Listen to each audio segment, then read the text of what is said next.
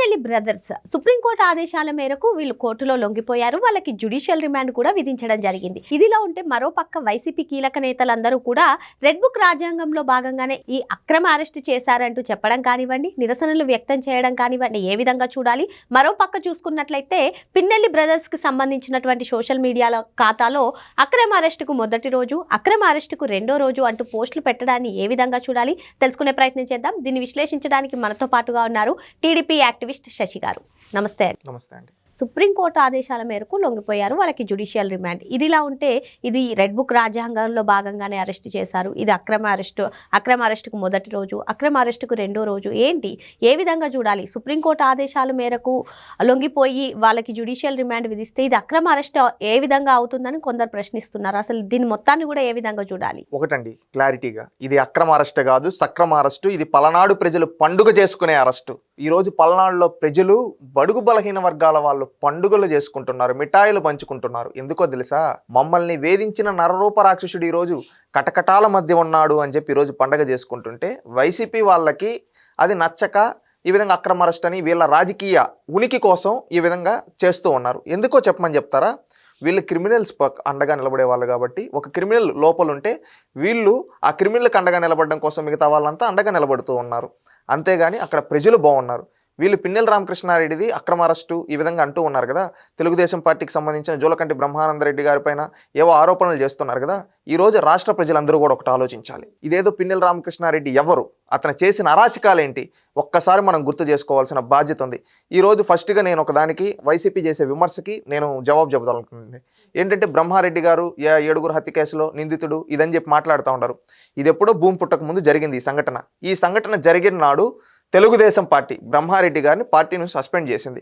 తర్వాత ఆయన న్యాయస్థానాల్లో తన శీలాన్ని నిరూపించుకుని, అంటే నిర్దోషిగా ఆ కేసు బయటకు వచ్చాడు, ఆ కేసును కొట్టేశారు. ఆ తర్వాత మళ్ళీ పార్టీలోకి తీసుకొని ఎమ్మెల్యే టికెట్ ఇచ్చారు. ఇది తెలుగుదేశం పార్టీ చిత్తశుద్ధి.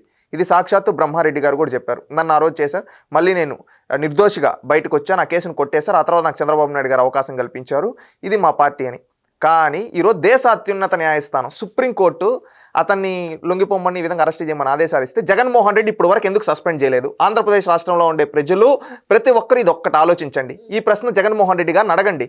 ఎందుకంటే నాడు ఆరోపణ వచ్చిన వెంటనే తెలుగుదేశం పార్టీ సస్పెండ్ చేసింది. తర్వాత ఆయన నిర్దోషిగా వచ్చిన తర్వాత పార్టీలో చేర్చుకునింది. ఈ రోజు ఎన్నో ఆరోపణలు ఎదుర్కొంటున్న పిన్నెల రామకృష్ణారెడ్డి పార్టీ నుంచి జగన్మోహన్ రెడ్డి ఎందుకు సస్పెండ్ చేయటం లేదు? సమాధానం చెప్పండి. ఈ ఒక్క అంశం కాదండి, పార్టీ నుంచి ఎందుకు సస్పెండ్ చేయటం లేదు? మళ్ళీ ఆయనకి మద్దతుగా ఈరోజు అందరితో పెట్టి ర్యాలీలు ఇవి ఎందుకు చేపిస్తున్నాడు? అంటే జగన్మోహన్ రెడ్డి క్రిమినల్స్కి అండగా ఉన్నాడు అనేదానికి ఇది ఉదాహరణ కదా. ఈవెన్ బోరుగడ్డ అనిలే స్వయంగా చెప్పారు కదా, నేను బయటకు రావడం కారణమే జగన్మోహన్ రెడ్డి అని చెప్పి. మరి ఏంటి, అటు పిన్నెల్లిని చూసుకున్నా ఇటు బోరుగడ్డను చూసుకున్నా జగన్మోహన్ రెడ్డి రక్షించడం ఏంటి? ఒక ప్రజానాయకుడిగా ఉండి ఈ విధంగా అతని క్రిమినల్స్ని అండగా నిలబడతాడనే దానికి ఇది ఒక ఉదాహరణ అండి. ఈరోజు పిన్నెల రామకృష్ణారెడ్డి చేసిన అరాచకాలు అన్ని కాదు. నేను ప్రతి ఒక్కటి చెప్పదలుచుకుని ఈరోజు రాష్ట్రంలో ఉండే ప్రజలందరూ ఆలోచించాలి. జల్లయ్య అనే ఒక వ్యక్తి తెలుగుదేశం పార్టీ సానుభూతి పరుడు, తెలుగుదేశం పార్టీకి అండగా ఉన్నాడు, తెలుగుదేశం పార్టీకి ఆ గ్రామంలో ప్రజలందరితో తెలుగుదేశం పార్టీ తరపున నిలబడుతూ ఉన్నాడు, తెలుగుదేశం పార్టీకి వాయిస్ అయ్యాడని చెప్పి ఒక జల్లయ్య అనే ఒక బీసీని, యాదవ సామాజిక వర్గానికి సంబంధించిన ఒక వ్యక్తిని రాళ్లతో కొట్టి చంపించారు ఈ పిన్నెల్లి బ్రదర్స్. అంటే రాళ్లతో కొట్టించి చంపారంటే ఒక ఫ్యాక్షన్. నాడు 5 ఏళ్ళ అధికారంలో ఉండేటప్పుడు వీళ్ళు ఎలాంటి వాళ్ళు ఒక్కసారి ఆలోచించండి. చంద్రయ్య అనే ఒక తెలుగుదేశం పార్టీ కార్యకర్తని జై జగన్ జై పిన్నెల అనలేదని చెప్పి మనం కోడిని కోస్తారు చూడండి, అట్లా నడి రోడ్డుపై నిలబెట్టి గొంతుని కోసి చంపారు చంద్రయ్య అనే ఒక కార్యకర్తని. అంటే ఈ విధంగా రాళ్లతో కొట్టి చంపిన వాళ్ళని, గొంతులు కోసి చంపించిన వ్యక్తులని ఈరోజు అండగా వైసీపీ నిలబడుతుందంటే దాని అర్థం ఏంటి? ఇది మాత్రమే కాదు. ఒక మల్లవరం అనే గ్రామంలో ఎస్టీ సామాజిక వర్గం లంబాడీకి సంబంధించిన ఒక మహిళ పిన్నెల రామకృష్ణారెడ్డి శాసనసభ్యుడిగా ఉన్నప్పుడు మా ప్రాంతానికి నీళ్ళు ఇవ్వండి అని చెప్పి అడిగిన దానికి, నీళ్ళు అడిగిన పాపానికి ఒక ఎస్టీ లంబాడీ మహిళని ట్రాక్టర్తో తొక్కిచ్చి చంపారు. ఎవరు? ఈ పిన్నెల్లి బ్రదర్స్. అదేవిధంగా నాడు నియోజకవర్గంలో ఎంతోమంది ఇలాగ ప్రశ్నించిన వ్యక్తులందరినీ చంపించి ఈ విధంగా చేశారు. ఎంతోమంది ఆడబిడ్డల మాంగళ్యాలు పుస్తెలు దించారు ఈ వైసీపీ బ్యాచ్, ఈ పిన్నెల్లి బ్యాచ్. ఇవే కాకుండా వీళ్ళు ఈరోజు మాట్లాడుతున్నారు చూడండి జంట హత్యల కేసులని. ఆ జంట హత్యల కేసులో ముద్దయ్య అనే వ్యక్తి అలియాస్ వెంకటేశ్వరరావు, కోటేశ్వరరావు, వీళ్ళు అన్నదమ్ములు. వీళ్ళు 30 ఏళ్ళకి తెలుగుదేశం పార్టీలో ఉన్నారు. ఈరోజు వైసీపీ చేసే ఆరోపణ ఏంటో తెలిసి వీళ్ళని తెలుగుదేశం పార్టీ వాళ్ళే చంపించారు అని చెప్పి చెప్తూ ఉన్నారు. ఏం అవసరం తెలుగుదేశం పార్టీకి? ఈడ చంపించింది ఎవరో తెలుసా? వైసీపీ. ఆ గ్రామంలో ఎవరు, ముళ్ళపాడు అనే గ్రామంలో వైసీపీ వాళ్ళు ప్రోద్బలంతో వీళ్ళు పిన్నెల రామకృష్ణారెడ్డి ఫోన్ చేసి గ్రామాల్లో ఎట్టైనా మళ్ళీ అక్కడ ప్రశాంతత వాతావరణం దెబ్బతీయడానికి వీళ్ళని రెచ్చగొట్టి డబ్బులు ఇచ్చి చేశాడు. అదే దానికి సంబంధించిన పిన్నెల వెంకటరెడ్డి A8గా గత వారం క్రితం లొంగిపోయాడు.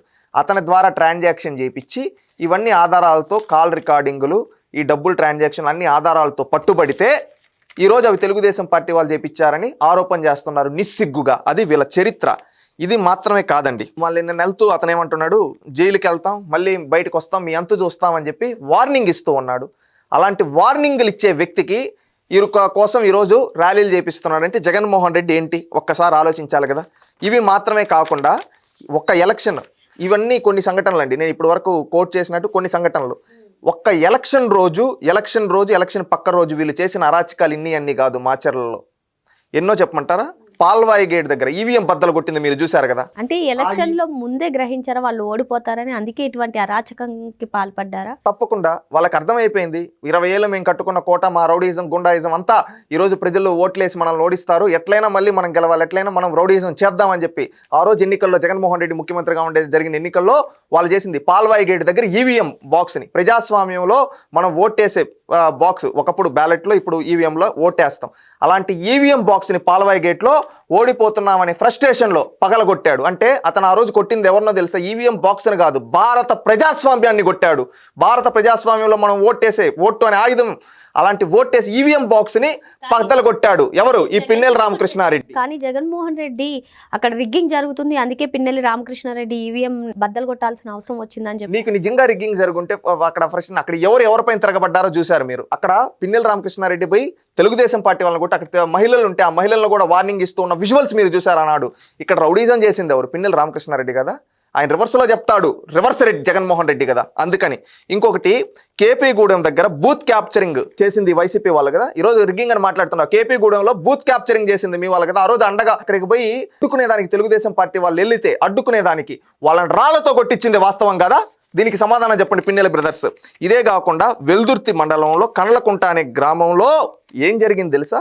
తెలుగుదేశం పార్టీకి సంబంధించిన మాణిక్యం అనే ఒక కార్యకర్తని, వాళ్ళ భార్యని, కొడుకుని కిడ్నాప్ చేసి ఈ విధంగా బెదిరించి నువ్వు బూత్ నుంచి బయటకు వచ్చేయాలని కొట్టి పంపించారు.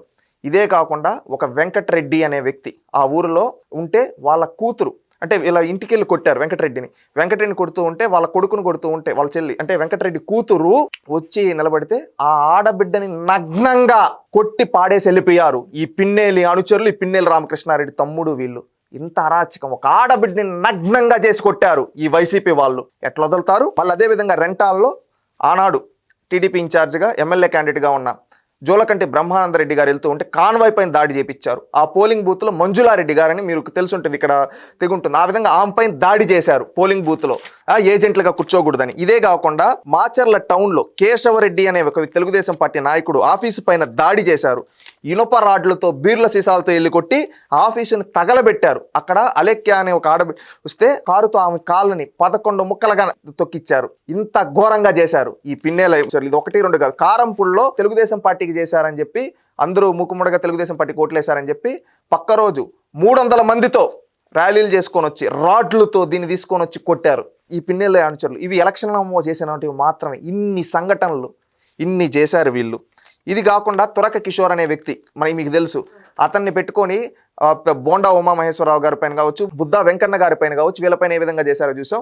ఇదేమి కర్మ మన రాష్ట్రానికి ప్రోగ్రాం జరుగుతూ వెళ్తూ ఉంటే తెలుగుదేశం పార్టీ వాళ్ళని ఏ విధంగా ఆ రోజు వాళ్ళని బెదిరించి వాళ్ళ ఆస్తులు ధ్వంసం చేశారు, వాళ్ళ ఇళ్ళలో పగలగొట్టారో అవన్నీ మనం చూసాం. ఇవే కాకుండా మాచర్లలో ఆర్య వయసులు వ్యాపారాలు చేసుకుంటే వాళ్ళని బెదిరించి, వాళ్ళ దగ్గర కమిషన్లకు బెదిరించి వాళ్ళ ఆస్తులను ధ్వంసం చేసి వాళ్ళని తరింగొట్టారు.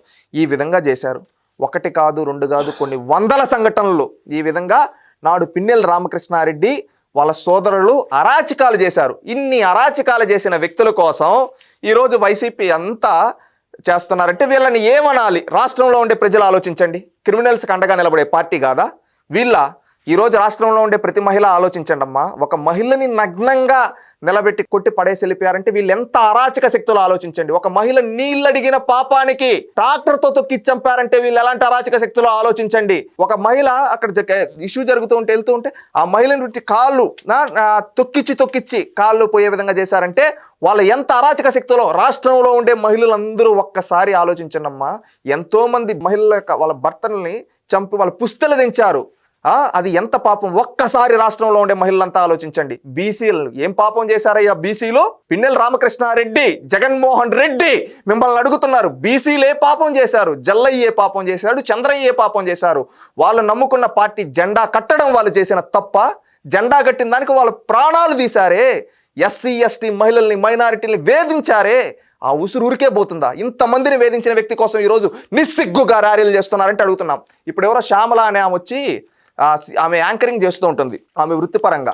ఆమె వచ్చి ఈరోజు మాట్లాడుతూ ఉంది, పల్నాడులో మీరు 4 సార్లు ఎమ్మెల్యేగా చేసిన వ్యక్తి ఈ విధంగా ఏం చేస్తారు? అమ్మా, నువ్వు ఒక మహిళవి, ఇంతమంది మహిళల్ని వేధించిన ఒక అరాచక శక్తికి, కీచకుడికి నువ్వు అండగా నిలబడుతున్నావంటే నీ ఆత్మసాక్షిని ప్రశ్నించుకో ఒక్కసారి. ఎందుకంటే నువ్వు ఇంత మహిళల్ని ఇంత వేధించిన వ్యక్తికి నువ్వు అండగా నిలబడుతున్నావంటే సాటి మహిళా లోకం చూసి నిన్ను చూసి నిస్సిగ్గుగా నువ్వు చేసిన పనికి సిగ్గుతో తలదించుకుంటూ ఒక మహిళ ఉండి మహిళల్ని ఈ విధంగా వేధించిన వ్యక్తికి అండగా నిలబడుతుందంటే శ్యామల ఎలాంటిది అని ఈరోజు రాష్ట్రంలో ఉండే మహిళలు అడుగుతున్నారు. ఈరోజు 4 సార్లు ఎమ్మెల్యే అయ్యాడు ఇదని చెప్తున్నారు కదా. 4 సార్లు ఎమ్మెల్యే మాచర్లకి ఏం చేశాడు? అరాచకాలు ఫుల్ చేశాడు, అభివృద్ధి నిల్లు చేశాడు. అభివృద్ధి శూన్యం, అరాచకాలేమో పతాక స్థాయికి తీసుకొని పోయాడు. 4 సార్లు ఎమ్మెల్యే కదా 2004 నుంచి. 15 ఏళ్ళ అధికారం, 10 ఏళ్ళ కాంగ్రెస్, 5 ఏళ్ళ వైఎస్ఆర్సీపీ అధికారంలో ఉంది కదా. వరికపుడిశాల ఎందుకు పూర్తి చేయలేకపోయాడు? వరికపుడిశాల చేయకపోతే నేను రాజకీయ సన్యాసం తీసుకుంటాను 2019 ఎన్నికల్లో చెప్పాడు. మళ్ళీ ఎన్నికల ముందు 3 నెలలు ఉందనక అప్పుడు డ్రామాలు ఆడాడు. ఎందుకు పూర్తి చేయాల? వాళ్ళ సొంత గ్రామం వెల్దుర్తి మండలంలో వాళ్ళ గ్రామానికి నీళ్ళు ఇవ్వలేకపోయాడు. ఈయన 20 ఏళ్ళ ఎమ్మెల్యేగా ఉండి చేసిందేంటి? శూన్యం. ఈరోజు తెలుగుదేశం పార్టీ ఆనాడు ఎన్నికల్లో చంద్రబాబు నాయుడు గారు చెప్పారు, మాచర్లలో బ్రహ్మానంద రెడ్డిని గెలిపేయండి, కుప్పం లాగే మేము చూసుకుంటాం, కుప్పంతో సమానంగా అభివృద్ధి నిధులు ఇస్తాను. ఈరోజు 1500 కోట్ల మాచర్ల అభివృద్ధికి తెలుగుదేశం పార్టీ నిధులు కేటాయించింది. జలజీవన్ మిషన్ ద్వారా 1200 కోట్ల ద్వారా ప్రతి గడపకి స్వచ్ఛమైన తాగునీరు అందించాలని చెప్పి సాగర్ నుంచి తీసుకొని రావాలని చెప్పి ఈరోజు కేంద్రం నుంచి మంజూరు చేసుకొని వచ్చింది. అదేవిధంగా మాచర్ల టౌన్కి అమృత్ స్కీమ్ కింద, కేంద్ర స్కీమ్ కింద 140 కోట్లు అభివృద్ధికి తెలుగుదేశం పార్టీ తీసుకొని వచ్చింది. సీసీ రోడ్లు, బీటీ రోడ్లు ఇవి వేయడానికి తెలుగుదేశం పార్టీ కట్టుబడి ఈరోజు పనిచేస్తూ ఉంది మాచర్లలో. ఈ విధంగా వరికపుడిశాల 70 ఏళ్ల పలనాడు ప్రజల కళ, ఆ పలనాడు ప్రజల కళ చేయడం ఫారెస్ట్ క్లియరెన్స్ ఎన్ఓసి తీసుకొని వచ్చి ఈరోజు లావు శ్రీకృష్ణదేవరాయలు కావచ్చు, అదేవిధంగా బ్రహ్మానంద రెడ్డి గారు కావచ్చు, చంద్రబాబు నాయుడు గారు కావచ్చు ఈరోజు కృషి చేస్తూ ఉన్నారు. ఈరోజు పూర్తి చేయడానికి ఒక చిత్తశుద్ధితో తెలుగుదేశం పార్టీ పనిచేస్తూ ఉంది. 4 సార్లు ఎమ్మెల్యే అయిన పిన్నెల రామకృష్ణారెడ్డి ఇదికి ఇవేవి చేయలేకపోయాడు. 2 ఏళ్ళ కేవలం 18 నెలల్లో తెలుగుదేశం పార్టీ ఇవన్నీ చేసింది. 20 ఏళ్ళగా అధికారంలో ఉండి ఎందుకు చేయలేకపోయాడు పిన్నెల రామకృష్ణారెడ్డి అంటే ఇక్కడ కనబడుతుంది కదా. నాడు అరాచకాలు చేశాడు, అభివృద్ధి చేయలా. కానీ అలాంటి వ్యక్తికి మీరు నిస్సిగ్గుగా నిలబడుతున్నారంటే మీ ఆత్మసాక్షిని ఒక్కసారి ప్రశ్నించుకోండి. ఈరోజు తెలుగుదేశం పార్టీ అక్కడ ఎమ్మెల్యే గారి పైన మీరు ఆరోపణలు చేస్తున్నారు. ఆయన శీలాన్ని నిరూపించుకొని నిజాయితీపరుడుగా బయటకు వచ్చాడు. అందుకని తెలుగుదేశం పార్టీ ఈరోజు అండగా నిలబడింది. మీరు ఒక క్రిమినల్కి అండగా నిలబడుతున్నారు. తెలుసుకోండి, ఇది ఆంధ్రప్రదేశ్ రాష్ట్రంలో ఉండే ప్రజలందరూ తెలుసుకోవాలి. ఇలాంటి క్రిమినల్స్కి అండగా నిలబడే పార్టీ రాజకీయాల్లో ఉండడానికి అర్హత ఉందా? లేదు. ఇది సుప్రీంకోర్టు, దేశ అత్యున్నత న్యాయస్థానం ఇలాంటి వ్యక్తి బయట ఉండకూడదంటే అలాంటి కోర్టులను కూడా వ్యతిరేకించే విధంగా వీళ్ళు ఈరోజు ర్యాలీలు చేస్తూ ఉన్నారంటే వీళ్ళకి భారతదేశ వ్యవస్థ పైన, న్యాయ వ్యవస్థ పైన, చట్టం పైన ఏమాత్రం గౌరవం లేదు. వీళ్ళకి ఓన్లీ క్రిమినల్స్ని కాపాడుకోవాలి, క్రిమినల్స్కి అండగా నిలబడాలని వీళ్ళు రాజకీయాలు చేస్తున్నారనేది క్లారిటీగా అర్థమవుతుంది. ఇలాంటి అరాచక శక్తుల్ని రాజకీయాల నుంచి తరిమి కొట్టాలి. ప్రజలకు నేను పిలుపు ఒకటే, ఈరోజు వైసీపీ వాళ్ళు పిన్నెల రామకృష్ణారెడ్డి కోసం ధర్నాలు చేస్తున్నారు కదా, చొక్కా పట్టుకొని అడగండి. ఎందుకు అడగాలమంటున్నాం తెలుసా అమ్మ? ఇంతమంది ఆడబిడ్డల ఉసురు పోసుకున్న వ్యక్తి, ఇంతమంది బడుగు బలహీన వర్గాలని, ఎస్సీ ఎస్టీ మైనారిటీ బీసీలని చంపించిన వ్యక్తి, 6 వయసులో కనీసం వ్యాపారాలు చేసుకోకుండా తరిమి కొట్టిన వ్యక్తి. ఇలాంటి వ్యక్తులు రాజకీయాల్లో ఉండడానికి అనర్హులని ఈరోజు సుప్రీంకోర్టు న్యాయస్థానం తేలిస్తే వీళ్ళకి వచ్చి అండగా నిలబడుతున్నారంటే ప్రశ్నించుకోండి. ఈరోజు వైసీపీలో ఉండే వాళ్ళు కూడా మీ మనస్సాక్షిని ప్రశ్నించుకోండి. ఆ రోజు ఇన్ని చేస్తే ఒక్క కేసు పెట్టలే జగన్మోహన్ రెడ్డి అంటే జగన్మోహన్ రెడ్డికి నేరస్తులకు అండగా నిలబడినట్టు కాదా? సమాధానం చెప్పండి. ఇవన్నీ ఆధారాలతో, విజువల్స్తో ప్రతి ఒక్కటి ఉన్నటివి. ఇన్ని తప్పులు చేసిన వ్యక్తికి వీళ్ళు నిలబెడుతున్నారంటే ఇలాంటి పార్టీ రాజకీయాల్లో ఉండడానికి అర్హత లేదని చెప్పి నేను తెలియజేసుకుంటున్నాను. రాష్ట్రంలో ఉండే ప్రజలందరూ కూడా దీన్ని ఖండించాలి. ఈరోజు మాట్లాడే శ్యామల కావచ్చు, వెంకటరెడ్డి కావచ్చు, ఈరోజు మాట్లాడే వైసీపీ సోకాల్ ప్రతి ఒక్కరికి చెప్తున్నాం, మీరు నిలబడేది ఒక అరాచక శక్తి వైపు. మీకు నిజంగా చిత్తశుద్ధి ఉంటే ఆ అరాచక శక్తికి మద్దతుగా నిలబడకుండా కామ్గా ఉండండి. అంతేగాని అండగా నిలబడతామంటే మీ పార్టీకి మీరే సమాధి కట్టిన వాళ్ళు అవుతారు. గుర్తుపెట్టుకోండి.